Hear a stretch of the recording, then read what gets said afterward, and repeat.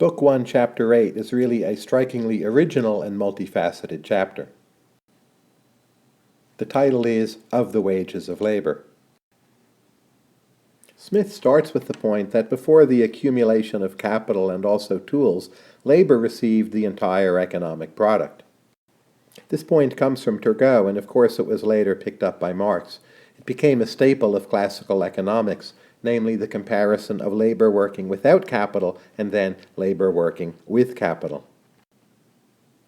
Smith makes the central point, again drawn from Turgot, that masters advance materials and capital to labor, and this makes labor more productive. Not only does labor have more inputs to work with, but the labor also is supported and tided over during the period of production. Smith thus outlines a pretty simple and straightforward case for how it is that there are gains from trade between capital and labor. But note that in this account, Smith is actually somewhat suspicious of the masters or the capitalists. He notes that they have superior bargaining power, and he thinks that this is because to some extent the employers are able to enforce some norms of collusion which make them reluctant to bid up wages to hire more or better workers. Nonetheless, in this chapter, Smith stresses what is really one of the central points of his work and one of the central contributions of Wealth of Nations, and that is this insight that it is an increase in the capital stock and also wealth that is what boosts the wages of labor. If you were to ask a modern economist, what are the few truly important insights which economics has to offer that maybe not everyone in the world understands, it's this: that the high wages of labor do not come from minimum wage laws, they do not come from the bargaining power of trade unions for the most part, but wages of labor become high when there is more capital invested per worker and when a society is wealthier, and Smith saw this more clearly and expressed it more articulately than any economist who had come before him. In this chapter, Smith just passes from one remarkable claim to another. They're not all fully documented, but actually all of them, upon examination, are pretty reasonable. Another claim that Smith makes is that an increase in the population is actually the best mark of prosperity in a nation.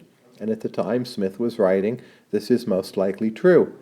Greater agricultural productivity would feed more individuals, and better living standards would allow individuals to live longer and avoid problems of sanitation and infant mortality, and Smith rightfully saw the growth in the numbers of mankind as a major sign of progress.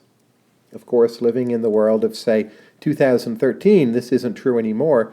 What we see is that richer nations are more likely to have, for instance, birth control, and a lot of times their populations are declining. Nonetheless, Smith is laying out pretty clearly just what prosperity means. It means, for his time, the ability to support a greater number of human beings in lives worth living. Smith also has a fascinating discussion of China, and he portrays China as a nation which has become stuck in a stationary state.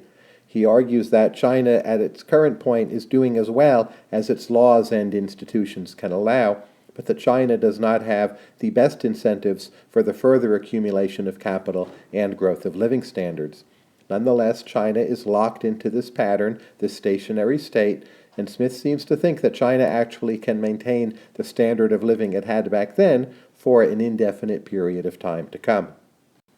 What an economist thought of China was perhaps an 18th century litmus test, and when you read Smith on China, you get an overriding sense of just how important he thought laws and institutions could be for producing more wealth. Finally, toward the end, there's a striking claim about human psychology, and this ties back to some themes in Smith's earlier theory of moral sentiments.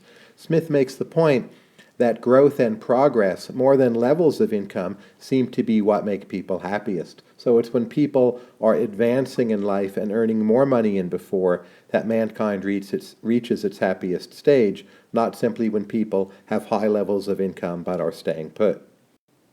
There's a good deal of modern evidence for this claim, and it's another way in which we can think of Adam Smith as one of the fathers of modern behavioral economics.